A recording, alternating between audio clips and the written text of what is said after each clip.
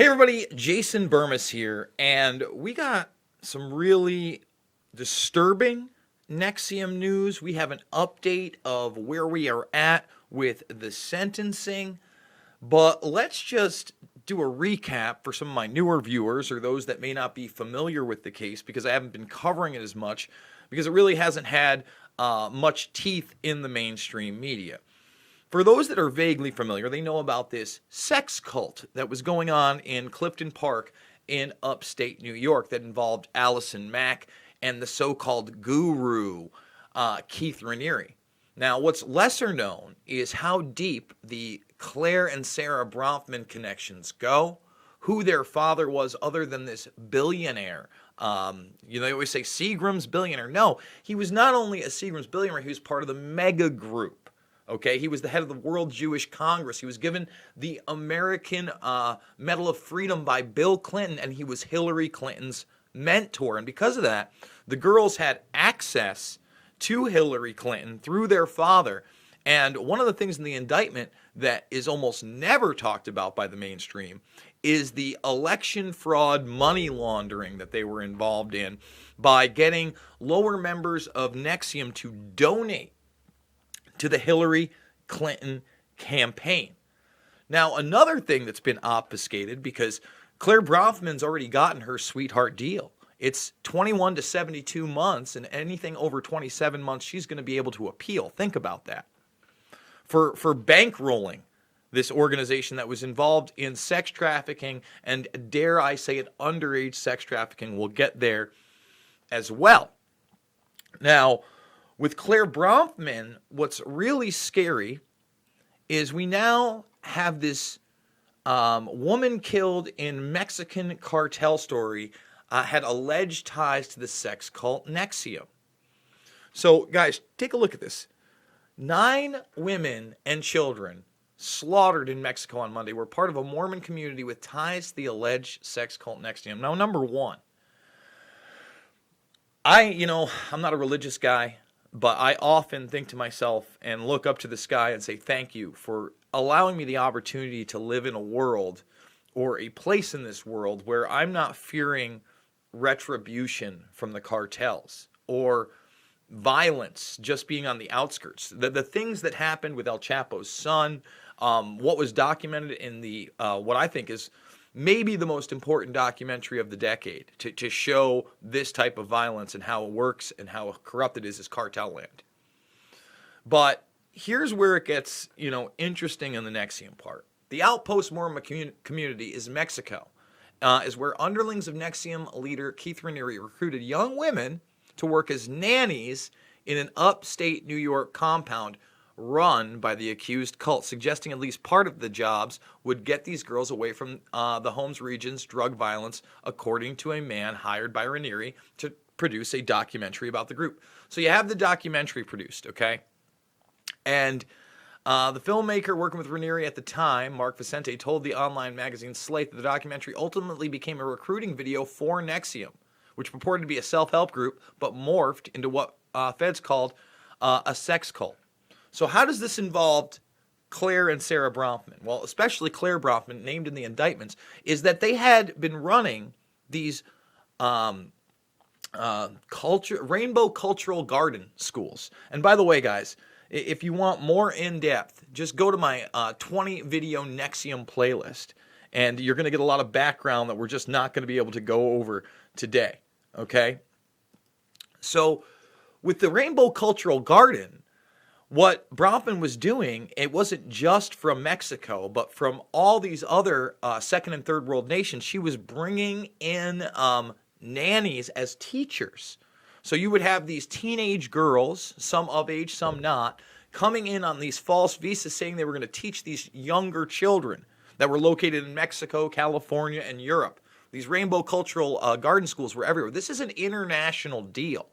So the question has to be asked, was somebody perhaps going to speak out even further about, sex slavery, international child trafficking? I don't know. This could just be, a phenomenon with the cartel. But now that this woman has been killed, I guess we'll never really know the answer to that. But we do know, again, that Claire barely got a slap on the wrist when you got that money. And she financed to the tune of over $14 million all of the legal proceedings for Keith Raniere and others, Allison Mack. We're going to get into all that in a moment. Okay, now, moving on from the Bronfman connection, from the trafficking connection, from the Rainbow Cultural Garden, and I would be remiss not to mention that in Mexico, Emmanuel Salinas is the one helping NXIVM, is the branch there, is the one involved with the Rainbow Cultural Garden. He is the son of Carlos Salinas, okay, which was the former president of Mexico. Now, Nikki Klein, this is who is believed to be running the remnants of NXIVM on the ground at this moment. Nikki Klein was one of the girlfriends of Allison Mack, who was the most preferred woman at the time of arrest and seemed to be helping him a lot. It looks like that's now being whitewashed because in the original indictment, it talked about child trafficking with both Mack and Raniere. And we're going to show you an article where one of the women who escaped NXIVM, who exposed the branding aspect of this, is now saying that she thinks that Allison Mack has turned it around because she's realized all the underage sex with girls. But I just don't know how you wouldn't understand that, being so involved. Like Barbara Boucher, who, again, if you want to go check out these 20 videos, I have the Times Union, which did a lot of groundbreaking work over the years on this, their symposium from about 6 months ago, maybe even longer than that. It's been a while, but Barbara Boucher talks a lot there. I don't necessarily trust everything she has to say. You know, she says she became aware of the pedophilia when Keith Raniere started kissing a high school girl in the middle of a gym in front of her. And then why didn't you go to police if that's when it was?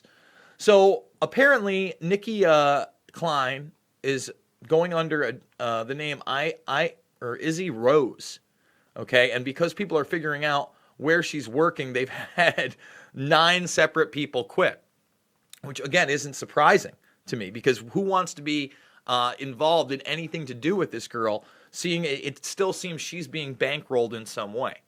Now, this is where I don't buy it, that Allison Mack was set up to take the fall for the sex cult. Now, perhaps towards the end, or perhaps she got nervous, Mack was the person who was recording Raniere telling her to do this surgical procedure. But again, when we get down to the bottom here, when they ask her, I think she has woken up. I've heard she's woken up. I've heard that she was woken up by the underage sex that came out in the trial. That's what I've been told.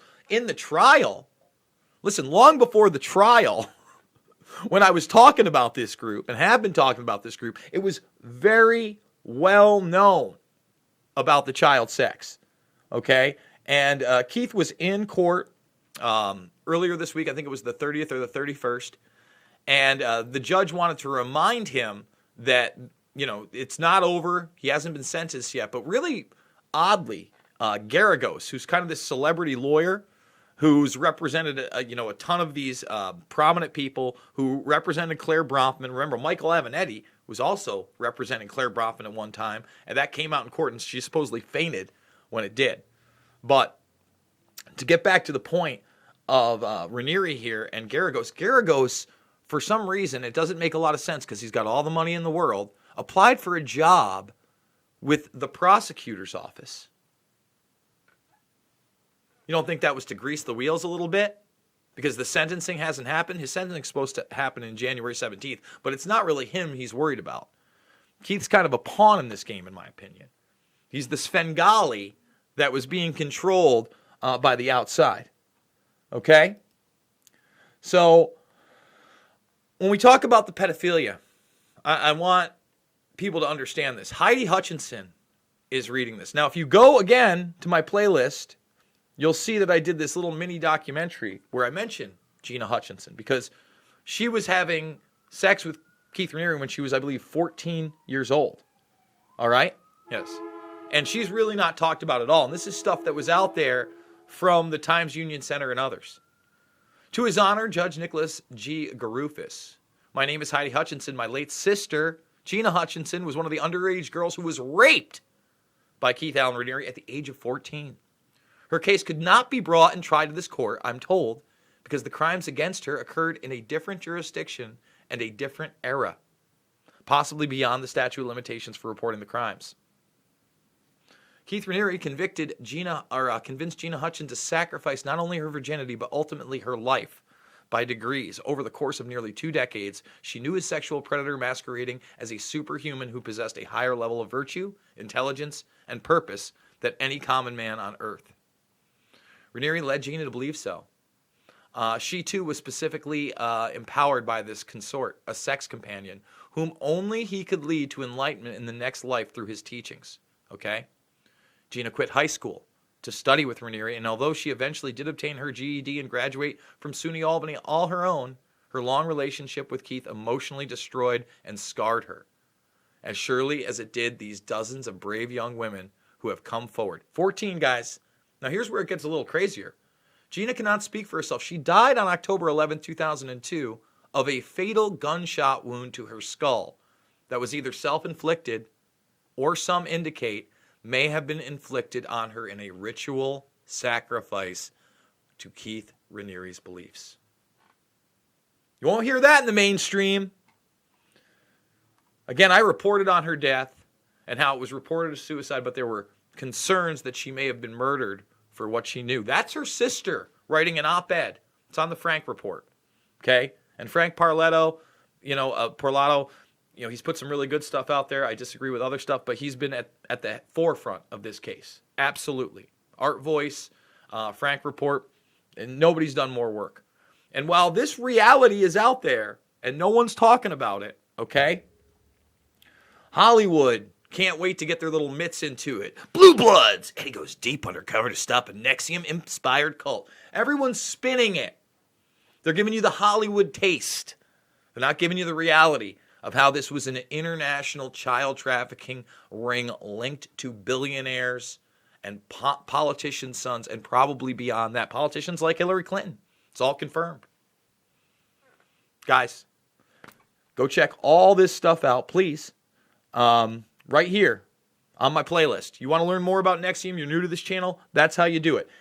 You also support me by thumbing this video up, sharing it with others. If you're not subscribed, now's the time to join the Burmese Brigade. We're doing 3, 4, 5, 6, 7 videos a day. I am a documentary filmmaker. Loose Change, Final Cut, Fabled Enemies, Invisible Empire, A New World Order to Find, and Shade the Motion Picture. All available for free here.